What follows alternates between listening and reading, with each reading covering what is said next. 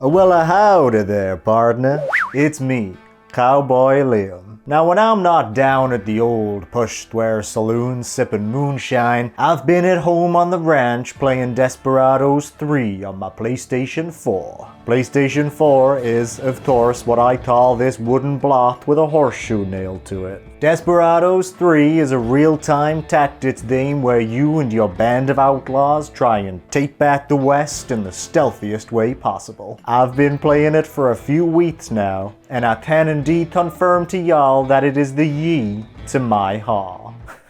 But getting started in the world of Desperados can prove mighty difficult. Thankfully, I've rode on into town today to give you some tips of how to get to grips with the Old West. This here be a list of 10 things we wish we knew before we started Desperados 3.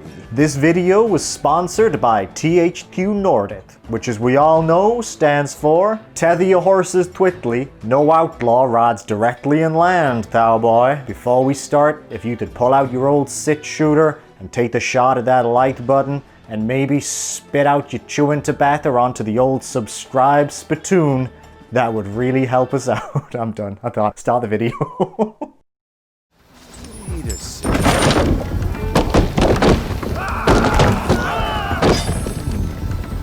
The hell? You can't be serious! As soon as you get started, it's important to change your difficulty setting to suit your experience level. Although this might sound obvious, Desperados 3 is a tough game to get to grips with, and there's no shame in knocking down the difficulty at first to help you find your feet. Desperados 3 allows you to adjust your difficulty options down to a granular level, letting you tweak elements of the game you're finding tricky without having to switch to an easier or harder preset level. This is great for those who may be finding specific elements of the game, such as enemy reaction times, to be an issue, but find everything else to be perfectly balanced to their skill level. Don't worry, you can readjust your difficulty settings at the start of every mission, and can revisit previous missions on a higher difficulty level at any point as soon as you get to grips with the game. If anything, Desperados 3 actively encourages you to do this, with certain level-specific medals tied to completing the mission on a certain difficulty setting. Another great tip before you even start playing is to jump into the settings and adjust the camera to follow mode. By default, Desperados 3 attempts to replicate the controls of the PC version, the platform games of the genre traditionally call home. This control scheme is alright, but it's extremely finicky, with the right analog stick panning the camera around the map while the left stick moves your selected character. Swapping to the following mode attaches the camera to your character at all times, preventing you from losing them off the side of the screen while the right stick rotates the camera. Believe me, you'll want to do this straight away. It's a game changer and makes the game feel purpose-built for playing with a controller.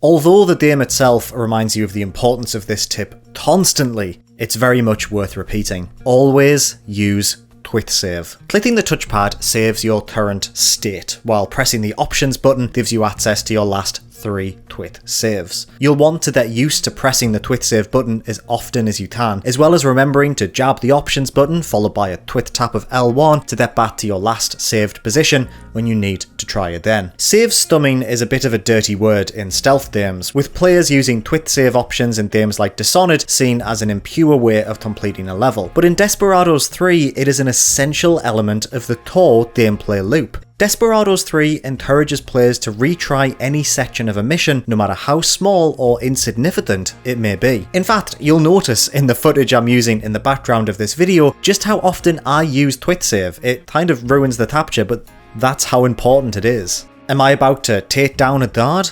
Twit save just in case I'm spotted. Am I about to creep from one bush to another? Twit save, just in case I'm spotted. By an hour or two into your playthrough, you should be so used to hitting that touchpad that it feels like an impulse reaction. That little prompt that appears after a minute, reminding you to save, may feel annoying initially, but if you're saving often enough, you shouldn't even be seeing it in the first place. To quote protagonist John Cooper's own father in the game's opening tutorial, think slow, act fast. It is, quite simply, the best advice for playing Desperados 3. The majority of your time should be spent thinking of the most effective plan, rather than actually executing it. Although the game plays out in real time, being reactive isn't always the best way to approach a difficult situation. By pressing up on the D-pad, you can activate Showdown mode, which pauses time indefinitely, allowing you to carefully consider your next move. It's important that you make use of this ability as often as you can, taking this brief moment of respite to observe your surroundings in detail without fear of being spotted. Personally, I would begin each new mission by stopping the game before panning around the entire map, noting the different routes I could take to reach my intended destination. If one route was littered with dreaded lawn coats, for instance, it was handy to spend a few minutes finding an alternative path straight away in order to avoid them. Plan the entire mission based on what you feel most comfortable with before you even make a single step. It's also worth mentioning, when attempting to pass a number of guards clustered together in one area, the vision tool is your friend. When selected, a click of L3 when hovering over a guard will fix their view tone onto the play area, but it will also inform you of when other guards in the area can see them. Indicated by a segmented yellow line, this allows you to work out the order in which these scoundrels can be disposed of without being noticed. General rule of thumb though, always go for the ones that are highest up first. 14. Alright, listen. I know what you're thinking. There's no greater thrill than achieving a perfect run in a stealth game. Whether you're aiming for a silent assassin rank in Hitman, looking to infiltrate a location without killing anyone in Dishonored, or hoping to play through the entirety of Metal Gear Solid without ever hearing that dreaded alert sound, playing a stealth game without being spotted feels like the only correct solution to an ornate puzzle box. Now, Desperados 3 is no different, and achieving a perfect run is a really magical moment. However, it's important to approach your first time trying each mission with the expectation that you will never complete it perfectly. Although it's absolutely possible, learning the best routes through a location is something that will take multiple attempts. Remember, missions can be replayed, difficulty settings can be changed, and you'll only get better the more you learn. You may have gotten spotted this time, cowboy, but don't beat yourself up about it. There's always next time. Meat for the vultures. Here's something I personally noticed far too late in my playthrough. Pressing left on the D-pad and then holding the X button speeds up time. This is perfect for when you're staking out a target and want to quickly understand their patrol cycle. More often than not, high-profile targets will enjoy wandering underneath a carefully placed object, just begging to be pushed. If you're struggling to solve a situation, simply hide in a bush, fast forward time, and voila! Create your plan accordingly. God-forsaken place like this. Not your lucky day, is it?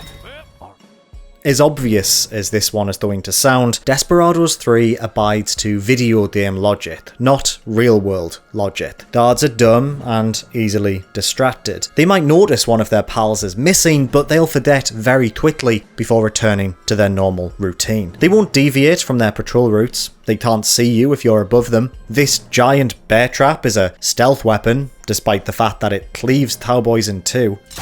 Would hate to be that guy. You can stab someone a millimeter away from their pal and they won't notice. A pile of bodies in a single bush are completely invisible. Learning the fundamental rules of this miniaturized Wild West is the key to conquering its greatest challenges, even if they don't exactly make sense. In certain levels, NPCs can provide you with hints that may help you achieve your goals. Similar to the opportunity system found within Hitman, these conversations will disclose information regarding the cleanest and most effective ways of disposing of certain targets. All of these hints are stored within the Hint tab of your objective panel, and the game will even highlight the exact object or location that was revealed while eavesdropping. Why stab someone quietly with a knife when you can poison their sipping whiskey instead? Far more satisfying. You are a professional, after all. Well, you're a cowboy, but, I like to think of John Cooper as a Stetson-wearing professional man. What am I saying? Managing multiple characters at once can often prove to be one of the most challenging aspects of Desperados 3, but don't worry, it has its advantages. For the majority of the game, I recommend you group your ensemble tasks together by holding R1 and then pressing square. This will allow you to move your group together as a single unit, which is a far easier task than moving each one across the game world individually. However, sometimes the best course of action is to split up. When approaching a situation, always consider which of your party party members is best suited for a particular task. Maybe it's time to send John scrambling up some vines while the rest lay in wait in a nearby bush. Maybe Kate can approach a guard while Hector sneaks up from behind for the killing blow. If managing multiple characters at once feels overwhelming, don't worry. You can always plan and execute multiple moves simultaneously using Showdown mode. Simply pause time, set up your next move before tapping triangle to pull it off instantly without having to jump between multiple characters in real time. You can also use Showtime mode to move your characters between locations, and it can even be a great way of grabbing multiple dead bodies to hide them in nearby bushes. Showdown has no limit, so make sure to use it to your advantage at every possible opportunity. Ultimately, the best advice I can give you is to approach each situation with a sense of playfulness. Each character's unique skills and abilities can be combined with other members of your party, giving you the opportunity to tackle each situation in new and inventive ways. Isabel, a new addition to Desperados 3, is perhaps the perfect example of the hilarious ways you can defeat difficult adversaries. Why not link the souls of two guards together, knock out one guard before chucking them in a river in order to drown the other one on dry land? Grim? Absolutely. Weirdly cathartic in a way you probably shouldn't admit to strangers on the internet. You betcha! Oh wait, hold on. Combined with the ability to quickly load in a previous save at any point, the scope for coming up with inventive solutions to difficult problems is easily the best part of Desperados 3. I absolutely can't wait to see what people come up with when they get their hands on the final release.